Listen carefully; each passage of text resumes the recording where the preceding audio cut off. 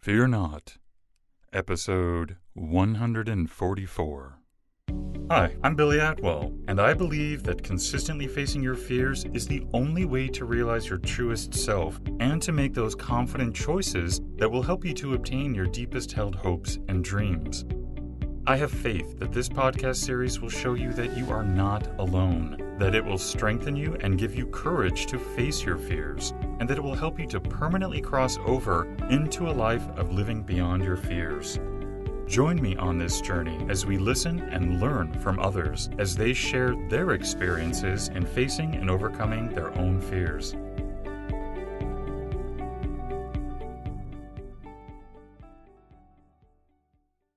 Hello, everybody. Today you and I are going to be joined by Angela Alexander. Welcome, Angela. How are you today? I'm great. Thank you for having me.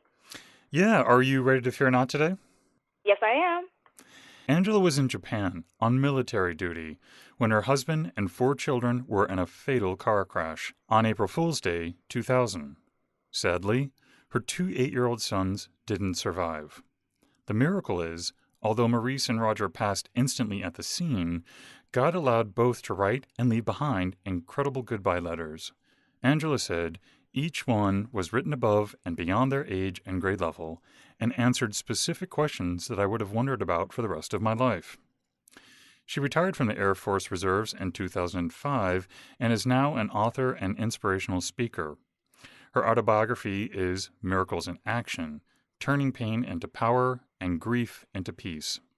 She's also the executive producer of the documentary about her book. God has transformed what could have easily devastated her and her family's lives forever into a ministry that blesses all who hear her incredible testimony. Angela, can you take a few moments to fill in those gaps and maybe give us an additional brief glimpse of your personal life? Well, I've been married for 32 years, next month 33. I'm a daughter, I'm a sister, I'm an auntie, I'm a mother, a biological, foster, and an adopted child. I'm retired from the Air Force, and now I'm an author and inspirational speaker. So quite busy. Angela, would you share with us today one of the biggest fears that you've had to face? Oh my goodness. You know, just when you're pregnant, you just pray that everything's okay with your child. You just have that vision that you're counting 10 toes and 10 fingers, and you don't get any bad news about any illness. And then you know, after they're born, you just hope and pray that everything goes right. And you know, and every now and then a group of ladies will be in a circle and we'll say, oh, you know, if anything happened to my child, I'll go crazy, I'll go this. And I said all of that. You know, if anything ever happened to my children or my child, you know, just lock me up. And it's that fear. And Billy, when it happened, I was in Japan on military duty, and my husband and our 4 children were driving down the highway, and a car cut them off. Our truck hit the center divider and point impact. They were all knocked unconscious. And our car fell 25 feet off the highway and landed upside down on top of 2 other parked vehicles with people inside those cars. And my 2 8-year-old sons, Maurice and Roger, passed instantly at the scene. And I'm in Japan on military duty, and I'm telling you, when I was told, I could not believe how at peace I was. I couldn't believe how at ease I was, because I had already prophesied that I would go crazy. And then the next day on that 10-hour-plus plane ride from Japan back to Los Angeles, I just kept pinching myself because I couldn't believe I still knew the alphabet. I couldn't believe that I still was conscious and able to recite my Social Security number. And what I didn't know at the time was God was preparing me for my ministry. And and all the fear that I had, God interceded on my behalf. Because if I had went crazy, the ministry wouldn't exist. And I just thank God every day that He superseded what I thought I would do. And He just took over and blessed me in that whole situation. So that was one of my fears, the death of my children. And I'm just in awe still today how God just orchestrated that whole circumstances for me to not only be sane still today, but to be able to speak about it, preach about it, and give God the glory for it. Yeah, especially since, we're taught that, power of life is in the tongue, and that usually, what you confess is what you get. So that's, Exactly, and I confessed to that. I yeah. did. Yeah, I'm sorry, I don't mean to laugh, but so, No, that's the truth. I did. I confessed that, and I was just so glad that God saw and had another plan and purpose for my life. so clearly you're a woman of faith, but how do you face fear beyond your faith? What else do you do to face those obstacles that, come towards you so that you don't fall under them?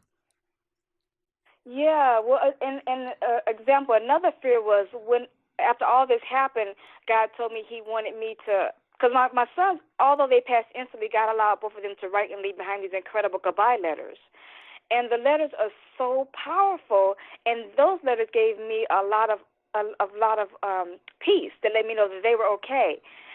But however, God told me that their letters are written to soothe my soul, but more importantly, to share. And that's when the arguments began. And that's when the fear set in. I was like, oh, no, God, I didn't have a problem reading their letters at the memorial service, sharing their letters with my friends and family on a one-on-one basis. But to get up and share it in front of a room full of people, an inspirational speaker, I said, oh, no, that's not going to happen. Have you ever told God something's not what you're not going to do? I have no idea what you're talking about. No, absolutely none. And I'm telling you, for months I walked in disobedience. I gave God a laundry list where I couldn't, shouldn't, wouldn't, and even every time I had a thought of me standing in front of somebody, you think of that, what's that phrase, people would rather jump out of an airplane than public speak. That was me. I was like, no, and I'm, being in the Air Force, I said, I will jump out of a plane than speak in front of a group of, a room full of people. And every time I thought about it, just sweat glands I just perspire and I just get so nervous. And but during those 6 months, I couldn't hardly eat. I couldn't hardly sleep. I was uncomfortable. You know that feeling when you're walking in disobedience and God is telling you to do something, you just won't do it, and nothing gave me peace. And finally, and I gave God a laundry list where I couldn't, shouldn't, wouldn't.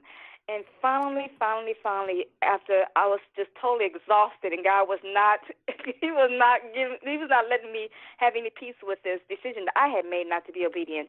Finally, after 6 months, I woke up and I said, I surrender all. God, use me as you choose to. And I sat down at my computer. I didn't even know how to begin to write a book or to public speak, but I sat down at my computer and I just started writing. And the good thing about computers nowadays, you can just start wherever you are and you can cut and paste and make it right at the end. But as soon as I said yes, I just felt so good. I didn't know how I was going to get to the next step, but I just knew that day I was okay. And my prayer was, God, I need you. As long as you lead me, I will follow.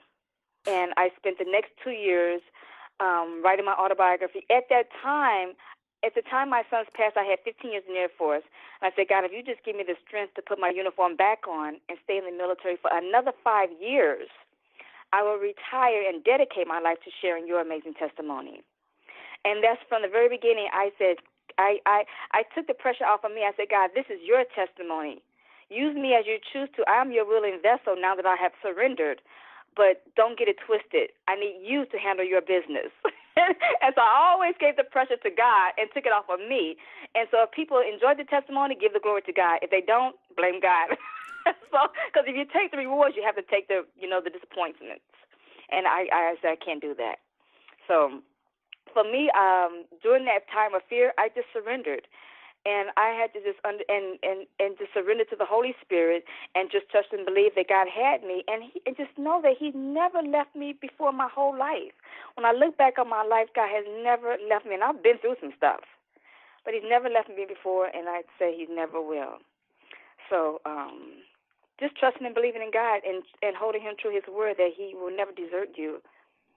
What else could you teach us about surrender? Because let's face it, I mean, that's one of the hardest things to do is when you're scared, or I don't know about you, but sometimes when you're asked to do something, it's bringing up old pain, right? And we don't want to feel pain. Or so what can you tell us right now that could help us to surrender and just move into that calling and just to relax into it so that we're not fighting and we're not being stubborn. I know. Well, for me, what I did when I finally surrendered and said, okay, I will share this testimony because it is awesome testimony, I started going to speakers conferences.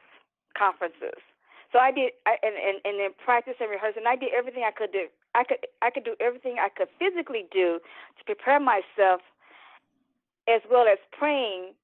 But I understand what you're saying. What did you do physically that helped you? And so that's what I did. I went to conferences, and I started being around other people who was already doing what my ministry was to be about. And so just circling myself. And once you're around people who's already conquered your fear, it just breaks down that wall on a daily basis, and they're just doing it with ease and comfort, and they're telling you how you can do it and showing you the techniques and tools to how to do it. It's like it's like having two dogs. The one you feed is the one it's gonna grow, and so you don't feed that fear. And so I had started to feed my desires, to feed the ministry and the mission that God gave me. That's what I started to feed, and not the fear. And with that, every day it just got easier and easier. And I started visualizing myself on stage. I started visualizing myself having a standing ovation. I started visualizing myself, doing it with ease and comfort, and not only doing it, but doing it with enjoyment. Because my testimony is a tough testimony. And I didn't want people to walk out feeling worse than they did when they came in, because I'm talking to people who are dealing with grief. And not only the grief of a loved one, but maybe the grief of their job, their marriage, their foreclosure in their home, whatever that grief is. We want to turn that pain into power and grief into peace. So that's what I did, just to conquer that fear, be around people who's already doing what you're afraid of at that moment, and do it afraid. I'm telling you, the first time I did speak, my knees were buckling. I could not even hold the microphone because it was shaking so visibly. It was just visibly shaking. But guess what? I did it anyway, and I knew.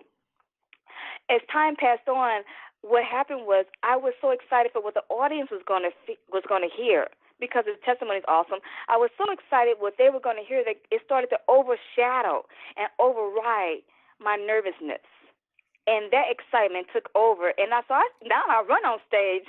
I'm so excited when we guys are getting ready to hear such an amazing testimony of what God has done.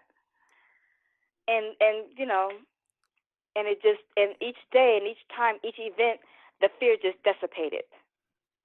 So now it's just all excitement and pure joy to be able to praise His holy name. Are you ready for the speed round? Yes. What individual, whether they be fiction or real, has made the most impact on your life? That would be my two sons, Maurice and Roger, because if they didn't listen and obey to the Holy Spirit and write those letters, Maurice wrote his letter 1 month before the car crash, and Roger wrote his 2 weeks before the car crash. And if they did not do what they didn't listen and obey, I wouldn't have the ministry I would have today. So my two sons. If you could instantly change one thing in the world, what would you change? And see, Billy, I don't know if this is in the world or in heaven. I would change, I would love, even after a loved one passed, I would love to be able to see them. Because my sons died when they were 8 years old. And today they would be 26. And when I see their friends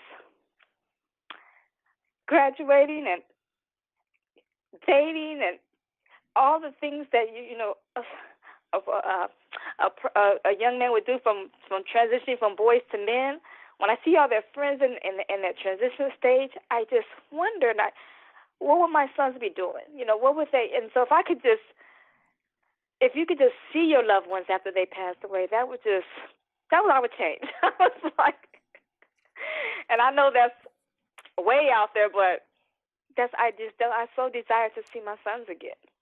And I know I will in heaven, but on this side of heaven, I would love to just see them. What's your biggest weakness?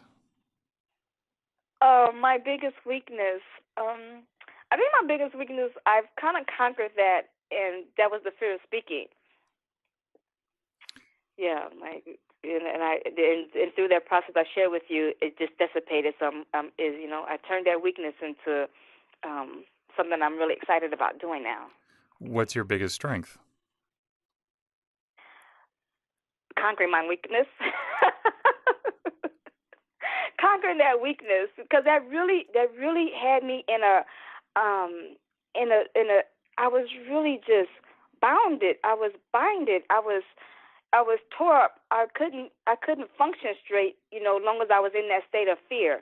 And once I decided that I was going to do it anyway, I was okay. So, my biggest strength is conquering my biggest weakness. If you could only have one book to read, what's that book going to be? Hands down, the Bible. I read the Bible daily. God is the source of my strength, and it is the instructions that God left to us to be able to handle the things that we have to endure on this earth. And I'm telling you, nothing has happened. Everything has already happened. There is nothing new. Every situation is already in the Bible. The Bible is so relevant. If you would just read it, it is so relevant. You couldn't believe the stuff that went on back in those days that are still happening today. Do you have a favorite sound? I truly enjoy praise and worship music. That I thrive off of that. Even when my sons passed and I didn't even want to talk to anybody, the ministry of music really ministered to me. And sometimes when my eyes were just so blurry that I couldn't even read the Bible, the music is just pierced my soul and just ministered to me. And then another sound is if I haven't talked to my daughter who's 28, she's grown and gone and lives on her own. And if I haven't talked to her in a few days and I call her, she don't answer. When she finally calls me and I hear her voice, I love that sound. Her voice lets me know that everything is okay. Angela, if someone would like to connect with you, what's the best way for them to do that? The best way to contact me is through my website, and that is Miracles in Action,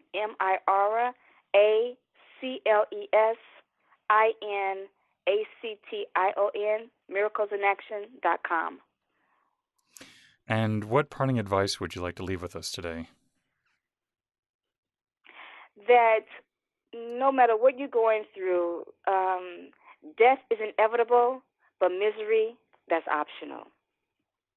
That's really great advice. Thank you. And I want to thank you so much, Angela, for coming on the show today, not only being generous with your time and sharing your story with us today, but just to be living proof that you really can have victory over any fear. So thank you. Thank you for having me. I appreciate it. Thank you for joining me today. And remember, you cannot achieve everything, but you do have the God-given ability to achieve anything. So stay focused, out of fear, and keep on keeping on. Until next time, be well and peaceful. For more information on today's episode and guest, or for resources that will assist you in overcoming your fears, visit livingbeyondyourfears.com.